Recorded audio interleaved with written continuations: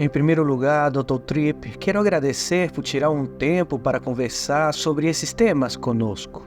É uma honra estar aqui com vocês. Que tal se começamos nossa conversa tentando definir o que é a mudança? Como você a definiria com suas próprias palavras? A Bíblia deixa muito claro que o centro de controle causal de um ser humano é o coração. É a semente da mente, das minhas emoções e minha vontade. Portanto, a mudança tem que começar pelo coração, não começa no comportamento. Então, eu definiria a mudança como uma alteração radical nos pensamentos e desejos do coração que depois alteram a forma como eu vivo no meu dia a dia. Bem, e como você diria se tentasse explicar em poucas palavras como ocorre a mudança cristã? Porque você sabe que a psicologia diz muitas coisas, a sociedade diz outras diferentes. E nós? Como a Bíblia descreve essa mudança cristã? Como ocorre? Bem, eu acho importante contextualizar que entre o já da minha justificação e o ainda não do meu retorno à casa, todo o programa de Deus é mudança. Ele está procurando me levar do que eu sou para o que posso ser pela graça. Isso é uma maior conformidade à imagem do Senhor Jesus Cristo. Portanto, Deus organiza todo tipo de ferramentas para alcançar isso. Primeiro, há a convicção dada pelo ministério do Espírito Santo. O Espírito Santo atravessa minha cegueira e me ajuda a me ver com precisão. É também o ministério da palavra, o ministério da igreja e o corpo de Cristo. Então, Deus usa uma variedade de instrumentos.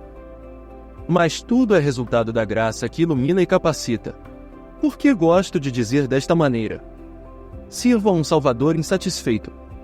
Ele não está contente em me deixar com essa luta. Ele está sempre trabalhando para me fazer crescer, amadurecer e mudar. Portanto, a mudança é toda a agenda deste momento em que estamos.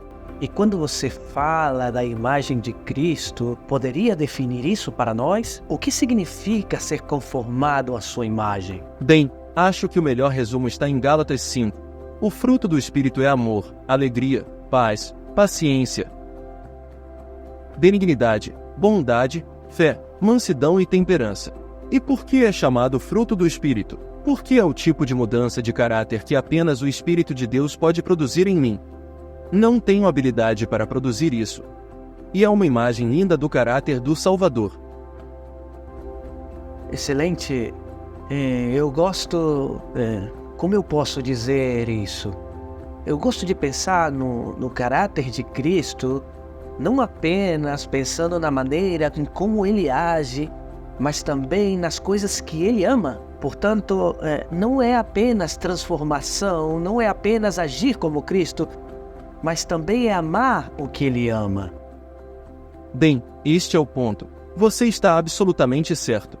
A menos que você ame o que Cristo ama, não agirá como Ele agiu, porque são os desejos do coração, o amor do coração e a adoração do coração, que sempre se revelam na forma como eu vivo, ou seja, se você quiser saber o que realmente governa seu coração, olhe para o que te emociona, olhe para o que te entristece, olhe para o que te irrita, olhe para o que te faz feliz e dá alegria. Tudo isso revela o que é realmente importante para você na sua vida, para o que você vive. E eu acho que para muitos de nós há uma lacuna entre nossa teologia confessional e nossa teologia funcional. E vou dar um exemplo bíblico. Lembrem-se da história de Jonas, que quando Deus o chamou para ir a Nínive, ele se virou e correu na direção oposta. Estando no barco, Deus envia uma tempestade e os marinheiros interrogam Jonas. E Jonas se identifica dessa maneira. Ele diz: "Sou hebreu e temo ao Senhor", mas espera um minuto. Ele não age como se tivesse algum temor de Deus de forma alguma. O que Jonas dá é um resumo, uma confissão cultural que não é uma descrição real de seu coração. Porque em seu coração ele quer o seu próprio caminho, não o caminho de Deus. Então, minhas ações sempre revelam o que realmente governa meu coração. Agora, continuando com esse exemplo de Jonas, como passamos na vida cotidiana de acreditar em um conceito, ou acreditar em Deus, ou acreditar no Evangelho, e realmente experimentá-lo ou tê-lo todo voltado para o Senhor? Como ocorre esse processo? Como fazemos? Bem, há vários aspectos. Primeiro, devo parar de minimizar meu pecado. Um grande problema é que o pecado não nos parece tão pecaminoso. E eu venho ao Senhor e digo: eu sei que o pecado cega, e enquanto houver pecado em mim, haverá focos de cegueira pessoal. Isso significa que não me vejo com precisão. Por isso, oro para que me abençoe com uma visão espiritual pessoal, uma convicção desses lugares onde preciso mudar. Então, sempre admito humildemente que ainda preciso da graça transformadora em mim. Essa deveria ser uma oração diária. Tento fazer essas 3 orações toda manhã: Deus, eu preciso de ajuda desesperadamente. Segunda oração: que envie seus ajudantes no meu caminho. Isso poderia ser uma música ou uma parte da escritura ou uma conversa com alguém. Envie seus ajudantes. E a terceira é: por favor, dê-me a humildade para receber ajuda quando ela chegar. Então, estou confessando minha necessidade e buscando a ajuda de Deus. Então, eu me exponho aos recursos de mudança de Deus. Estou lendo a palavra de Deus com um coração aberto e humilde, não apenas porque supostamente devo ter meus devocionais diários, mas também me cerco de pessoas piedosas e quero que elas falem a minha vida. Posso buscar aconselhamento e levo a sério o ministério da palavra nos domingos de manhã. Quero estar lá com o coração aberto e me exponho a boas leituras cristãs, aos hinos e a todas essas coisas às quais me exponho porque percebo que ainda existem lacunas na minha vida entre o que digo que acredito e como realmente vivo. Vou dizer desta forma: tenho que estar insatisfeito, uma insatisfação boa, bíblica e santificada.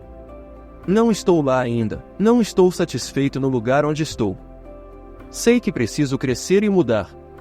Sei que se caminhar com o Senhor por 1000 anos, ainda precisarei da sua graça tanto quanto no primeiro dia em que criei.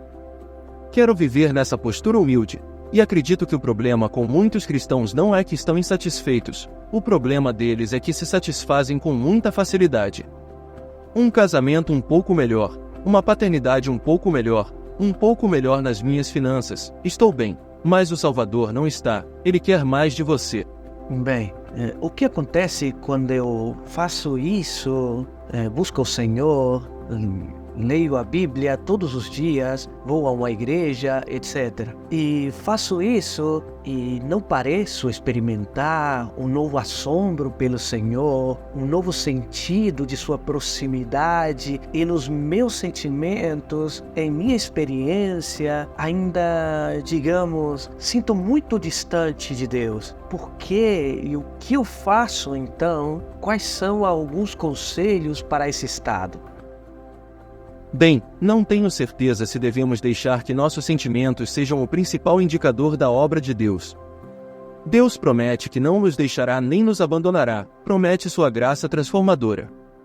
Por isso, passarei por tempos em que não sentirei nada, mas devo continuar acreditando que Deus está agindo. O exemplo que uso é que se tenho uma casa com um porão e é um dia muito ensolarado, e depois desço ao meu porão e não vejo evidência do sol, não vou concluir que o sol se apagou e a terra vai morrer. Por causa da minha localização, não posso ver o sol, não posso ver sua luz ou sentir seu calor, mas ainda está lá. E esse é frequentemente o caso com a vida cristã. Há momentos em que não temos aquele senso vibrante da obra de Deus. A outra coisa que diria é buscar ajuda. É por isso que Deus projetou o corpo de Cristo. Fiz uma série de vídeos intitulada Seu Caminhar com Deus é um Projeto Comunitário. O cristianismo do Novo Testamento é totalmente relacional. Não fui projetado para fazer isso sozinho. Por exemplo, não posso dizer que ninguém me conhece melhor do que eu mesmo. Isso não é verdade devido à natureza enganosa do pecado. Haverá focos de cegueira espiritual dentro de mim. Não me vejo com precisão. Na verdade, acredito que essa perspicácia espiritual precisa é resultado da comunidade. Preciso de pessoas que me ajudem a me ver com precisão. Então, se passo por um período de aridez onde Deus não parece estar agindo e não há mudança, busco ajuda. Para isso é o corpo de Cristo. Resposta muito boa. Permita-me fazer uma pergunta um pouco mais pessoal. Você tem o hábito de praticar as disciplinas espirituais menos comuns, como estar a sós com Deus, ou praticar a presença de Deus ou o silêncio? Isso faz parte da sua vida espiritual? E se sim, como você faz? Bem,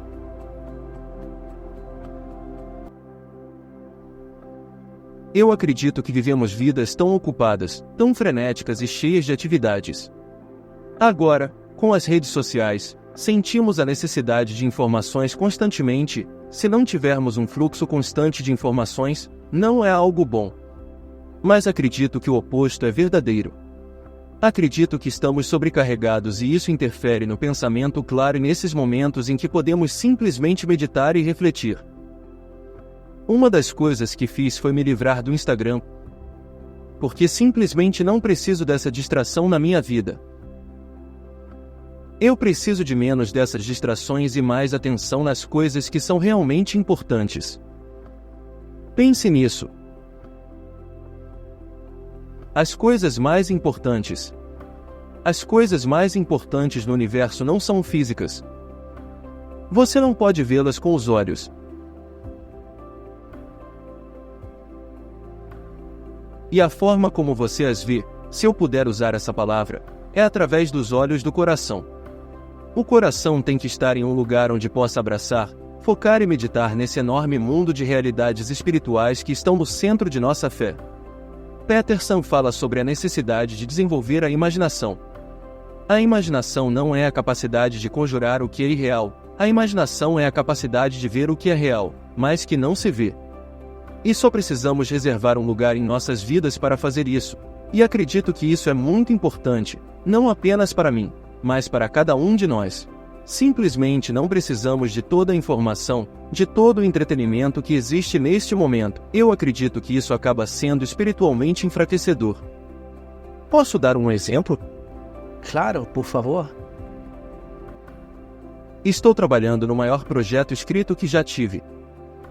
É um projeto bíblico com a Crossway, no qual escrevi resumos do Evangelho de cada livro da Bíblia. Qual é a mensagem do Evangelho ali? Em seguida, a Bíblia é dividida em um plano diário de leitura. Você terá uma quantidade específica de capítulos para ler a cada dia. E no final desses capítulos, também encontrará um devocional escrito.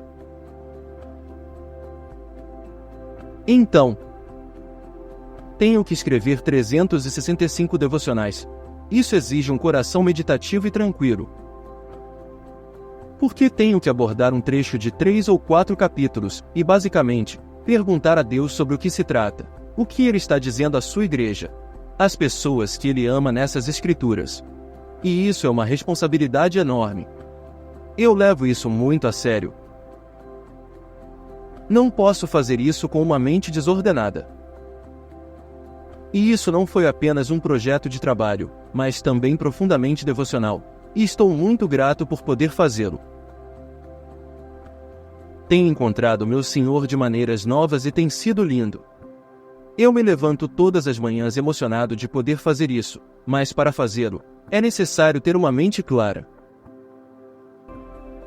Eu entendo, passei por algo semelhante, acabei de concluir um devocional há pouco tempo e tive uma experiência semelhante, então consigo compreender.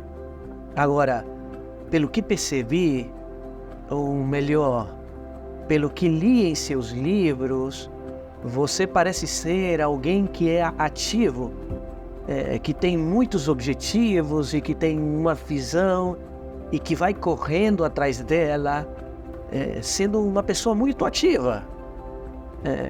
Então, se estiver no certo, e acredito que estou, pois você compartilhou abertamente em seus livros, qual é o equilíbrio, como você consegue manter uma agenda tão exigente e, ao mesmo tempo, manter seu coração tranquilo e conectado a Cristo, tendo esse tipo de agenda que você tem? É uma ótima pergunta.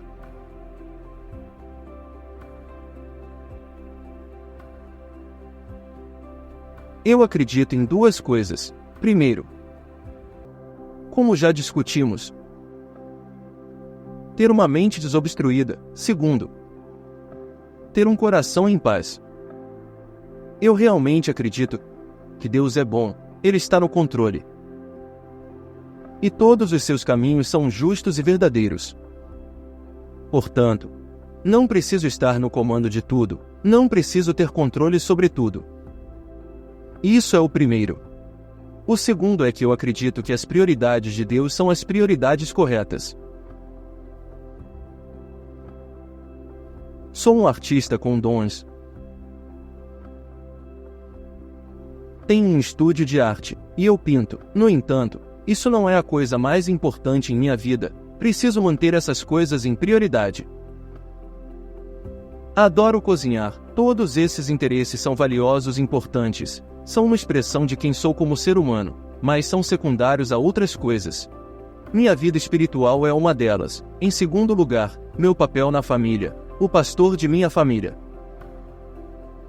Tenho 4 filhos adultos e agora 6 netos. Isso é uma prioridade muito grande para mim. E então, o trabalho ministerial para o qual Deus me chamou. Como tenho uma noção de prioridades? Se você passasse um dia comigo, não pareceria que estou tão ocupado quanto realmente estou. Não estou com pressa, correndo freneticamente de uma coisa para outra. E você não me veria ansioso pelo horário, devido a que meu horário é organizado por essas prioridades. Por exemplo, eu me levanto bastante cedo de manhã. Tenho meu tempo devocional e a maior parte da minha escrita é concluída antes do meio-dia. Porque percebi há muito tempo que não teria muitas oportunidades de retirar-me para escrever, então tive que aprender a escrever todos os dias. Isso significa que, à tarde, posso dedicar-me à minha família. E sou mentor de 14 pastores jovens, para que atuem como mentores também. E talvez à noite eu possa fazer coisas mais relaxantes. Eu realmente acredito que uma vida orientada pelos valores das Escrituras será uma expressão de vida. Mas não precisa ser frenética, não precisa ser nervosa, e você não precisa se sentir dividido. Não me sinto dividido entre as várias coisas em minha vida, porque as prioridades para mim são claras e estão estabelecidas pela palavra de Deus.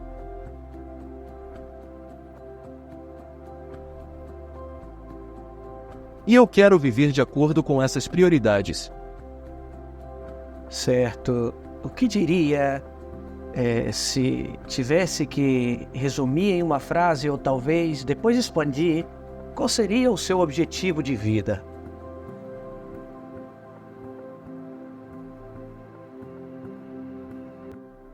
Meu objetivo de vida é... Não será uma frase, vou chegar na frase no final. Mas meu objetivo é estabelecido por isso. Percebo que Deus é meu Criador. Isso significa duas coisas. Ele me possui.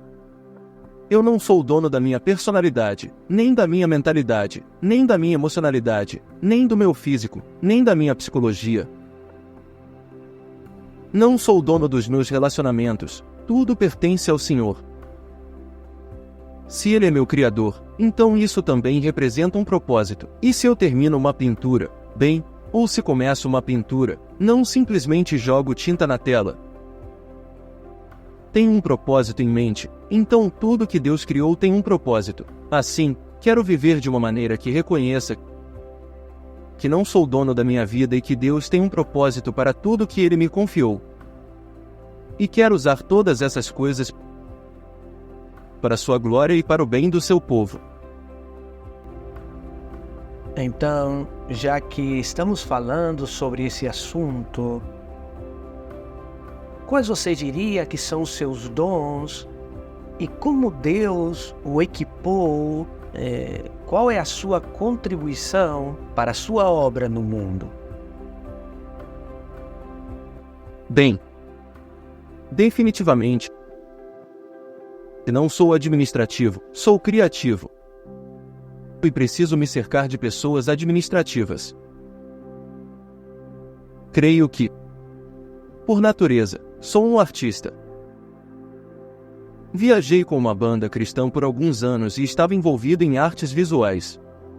E o que isso significa para o ministério é que acredito ter a capacidade de pegar conceitos profundos e misteriosos da palavra e pintá-los de maneira que sejam perceptíveis e compreensíveis na vida cotidiana das pessoas. Acredito que essa é minha área maravilhosa de talento.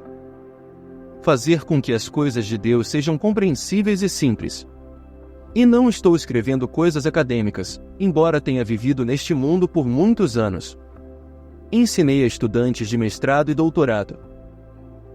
Mas quando escrevo, a visão em minha mente é literalmente pessoas sentadas nas cadeiras diante de mim. Escrevo para pessoas reais.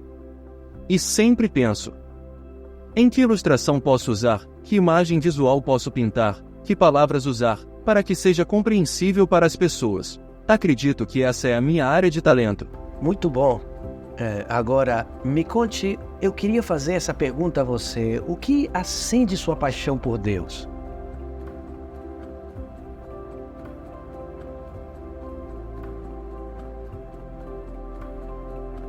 Eu acredito que sou inflamado pela gloriosa glória de Deus.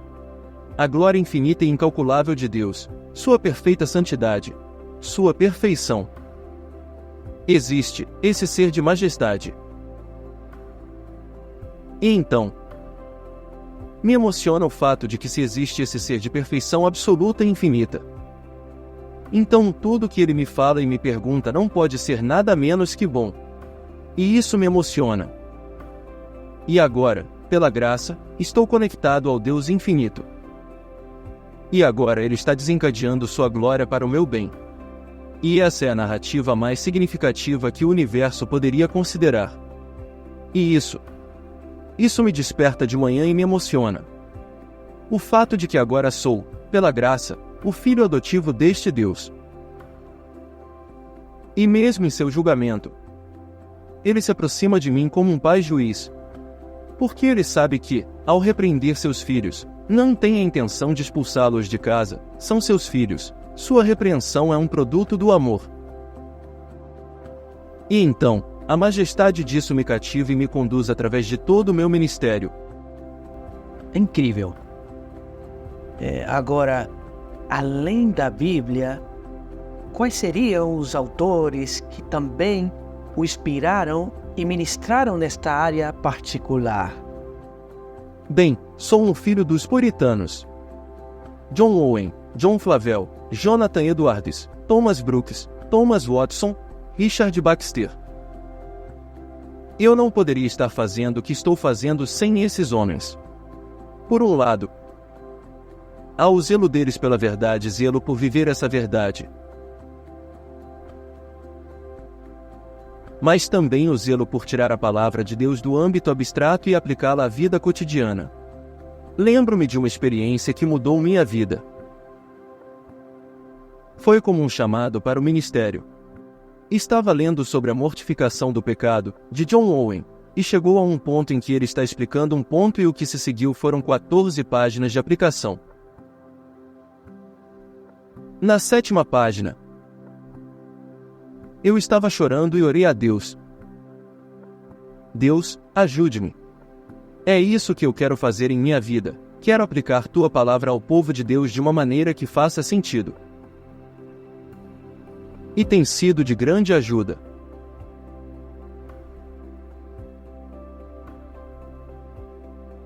Eu encontrei grande benefício nos escritos de John Piper e seu foco na glória de Deus. Seu livro mais recente sobre a providência de Deus é uma obra-prima. Mas foram realmente os puritanos que Deus usou para me moldar, e também estou entusiasmado com todo um grupo de escritores contemporâneos que estão pregando o Evangelho com clareza. Scott é um deles, Tim Keller é outro também. E acredito que há escritos muito bons que estão enraizados no Evangelho e que valem a pena ler. Assim que, já que está falando sobre esse tema, poderia compartilhar conosco como é seu devocional diário? Bem, isso muda. No ano passado, passei o ano todo em 1 de Pedro.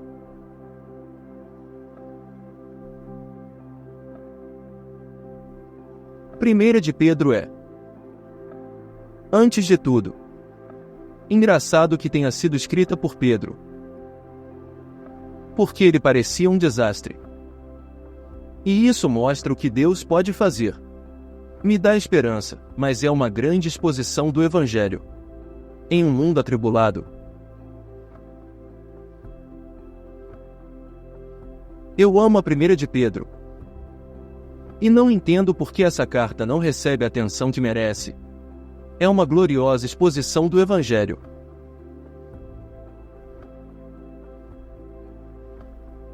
Este ano, devido a este projeto bíblico que estou fazendo, decidi também fazê-lo devocionalmente. Então vou ler toda a Bíblia este ano. O que fiz para minha vida de oração é perceber que minha oração é uma luta. É difícil, requer trabalho e comprometimento. E descobri, em uma viagem ministerial à Austrália, um aplicativo chamado Amigo de Oração que me permite organizar todas as coisas pelas quais devo orar em categorias. E tem sido muito útil. Abro esse aplicativo para poder orar. O problema é que ele também é organizado e fica cada vez mais longo e leva mais tempo. Mas é maravilhoso e tem sido tremendamente útil. Decidi que pararia de dizer, vou orar por você, e não fazer isso. É fácil dizer às pessoas, vou orar por você, mas quando digo isso, pego meu celular, olho para a categoria, coloco o nome daquela pessoa lá. Então, sou fiel em orar, da forma em que me comprometi em fazer. Então você diria que chegou a um ponto onde sua vida de oração, sim, claro, há momentos de interceder por outros e até orar por si mesmo, mas você diria que há momentos em sua vida de oração que são mais para desfrutar a Deus e falar com Ele, deleitar-se em sua presença e não necessariamente expressar desejos. Acredito que foi Keller quem disse da obrigação ao prazer. Momentos em que não estou intercedendo ou pedindo coisas, mas momentos em que estou tendo experiências maravilhosas e fantásticas com o Senhor, que é uma de suas palavras favoritas.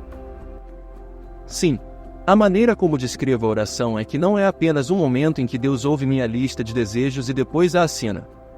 São duas coisas. Primeiro, é tirar um tempo para desfrutar da glória de Deus e saber que posso entrar em seu trono, posso entrar na presença de Deus, sou recebido ali. Tirar tempo para meditar nessa glória. E a outra é, em vez de dar uma lista a Deus e pedir para Ele assinar, eu dou uma folha em branco assinada por mim e depois peço, Senhor, você pode preencher esta folha para mim?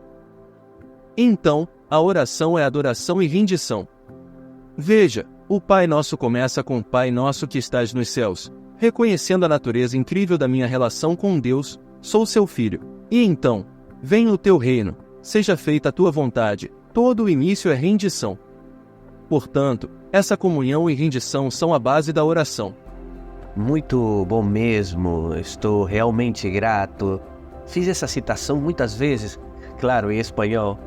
Fiz a citação lema do teu ministério muitas vezes, conectando o poder transformador de Jesus Cristo à vida cotidiana.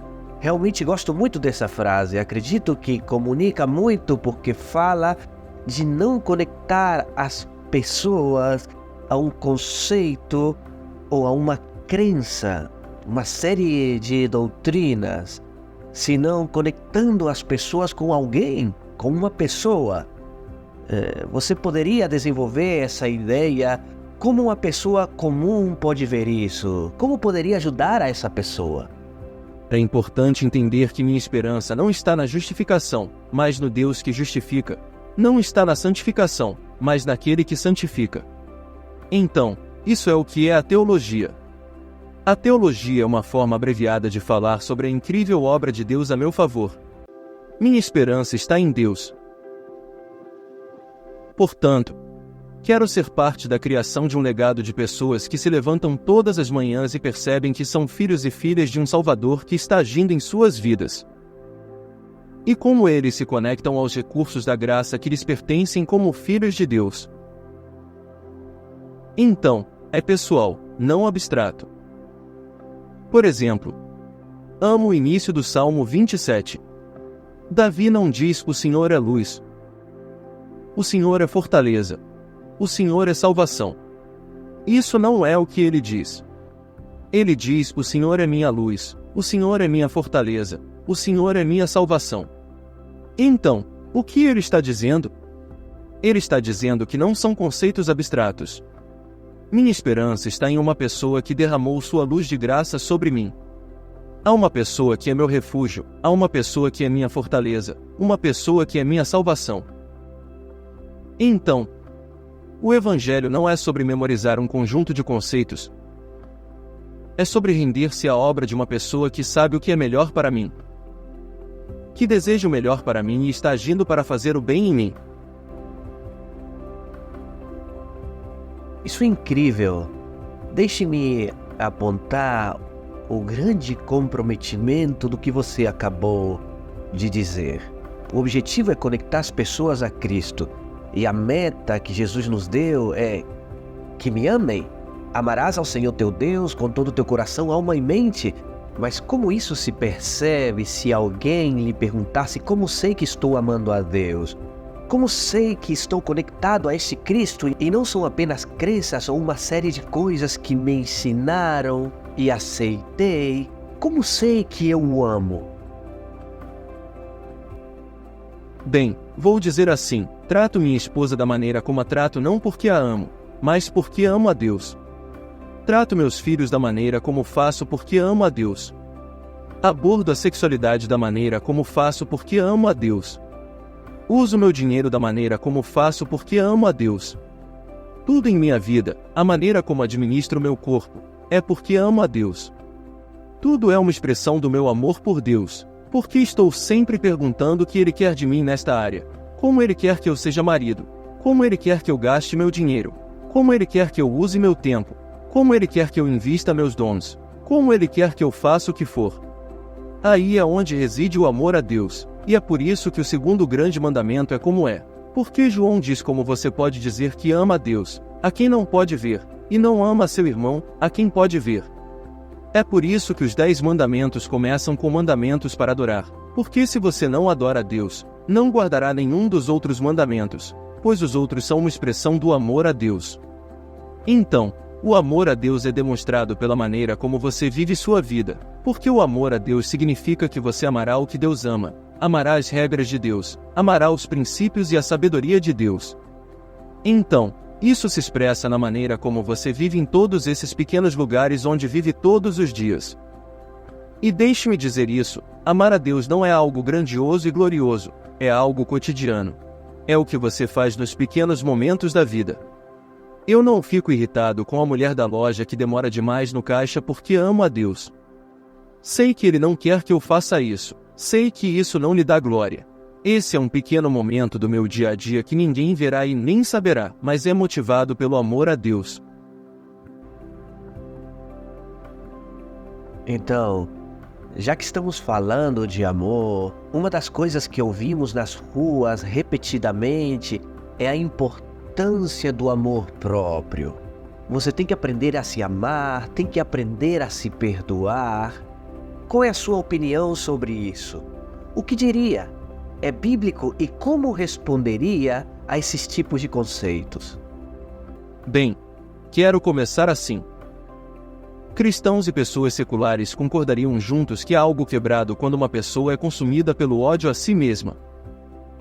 Mas isso não é espiritualmente saudável. E você deveria ser capaz de dar um passo atrás e dizer: uau, sou maravilhosamente feito. É maravilhoso o que Deus construiu. Isso é bom. É algo digno de adoração e gratidão. Pelas coisas que Deus fez por mim e agradecido pelos dons que Ele me deu. Grato por ter a capacidade de me comunicar e todas essas coisas boas. Você deveria celebrar isso. Então, o cristianismo não se trata de autodesprezo, Mas se você tem uma vida dominada pelo amor próprio, não amará nem servirá a Deus e será insuportável para os que te rodeiam. Então, há um ponto médio. E o ponto médio é que eu sou projetado para ser motivado por um amor maior que o amor próprio. Porque o amor próprio é autossuficiente, autojustificado, ensimesmado, isolado. Não é essa relação, essa vida relacional vertical e horizontal que a Bíblia descreve. Então, meu amor por mim mesmo é subjugado a um amor maior. Esse é o meu amor por Deus. Esse é o caminho que sou destinado a viver, o amor principal que deve impulsionar minha vida. E não é o amor por mim mesmo, é o amor por Deus. Então, se eu amo a Deus, vou receber seu chamado para dar minha vida por amor aos outros. O verdadeiro amor sempre é abnegado. Você não pode viver em um relacionamento amoroso, seja com Deus, no casamento, na criação, na amizade, na comunidade, no corpo de Cristo, sem sacrifício. Nunca poderá ter um relacionamento amoroso sem sacrifício. Se o amor próprio significa que não estou disposto a fazer sacrifícios, isso é algo maligno. Porque todo relacionamento que é saudável, que tem algum tipo de amor, exige sacrifícios.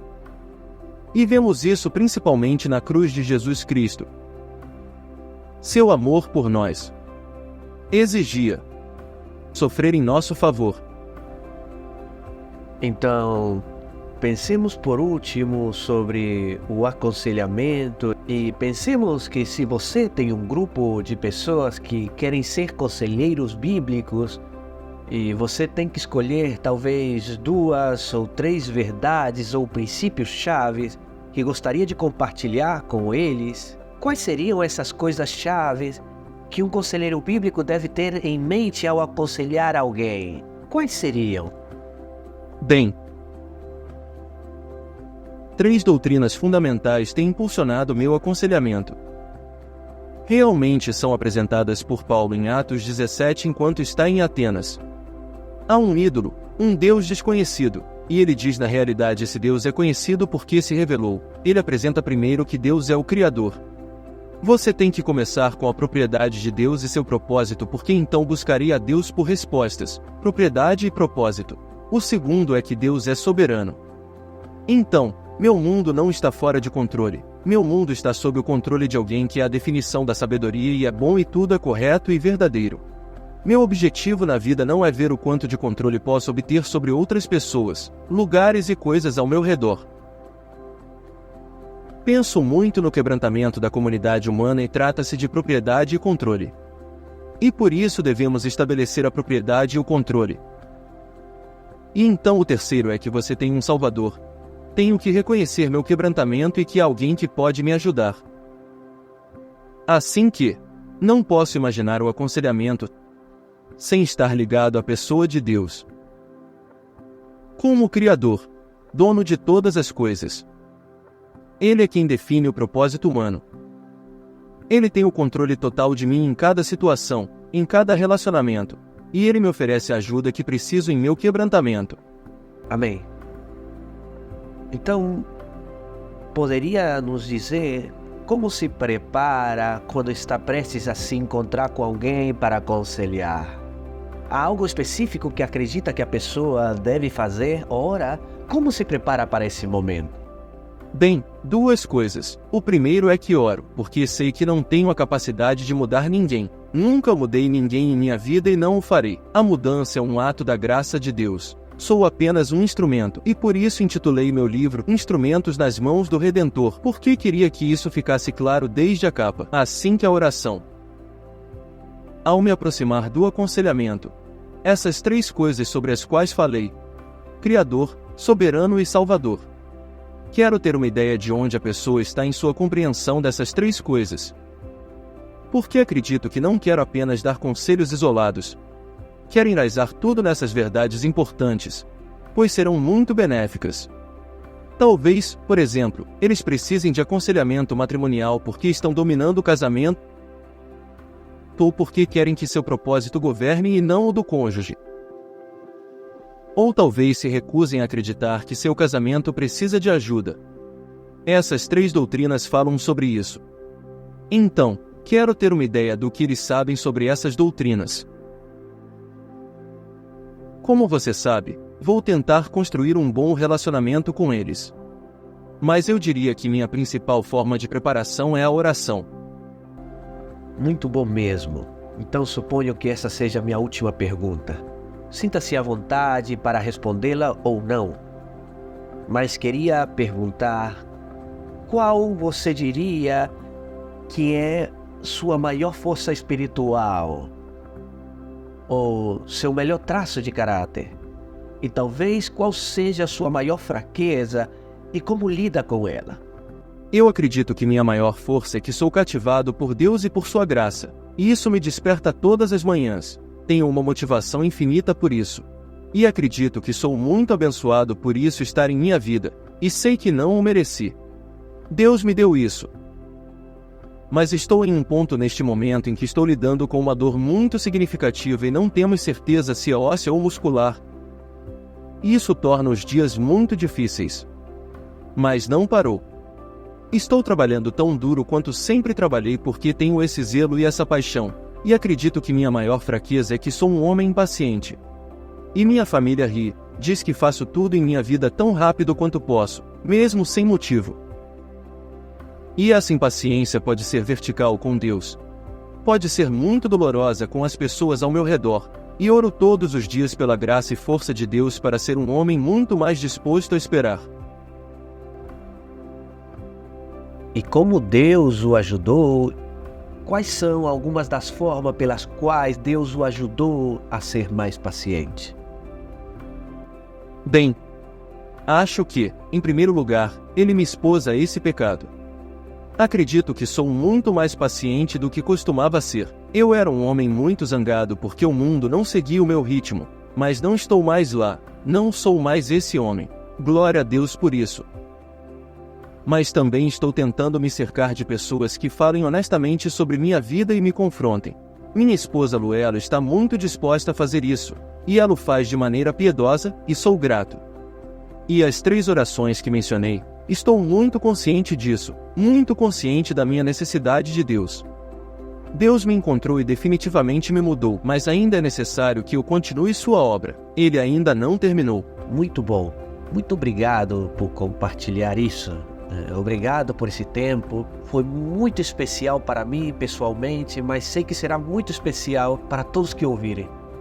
Bem, foi uma honra. Eu amo isso porque é um tópico sobre o qual posso falar todos os dias. É muito especial. Obrigado. Que Deus te abençoe muito. Que Deus o abençoe também. Agora sabemos que estás doente, estaremos orando por você. Não tenho um aplicativo, mas me comprometo a orar por você. Obrigado, aprecio muito. Muitas bênçãos.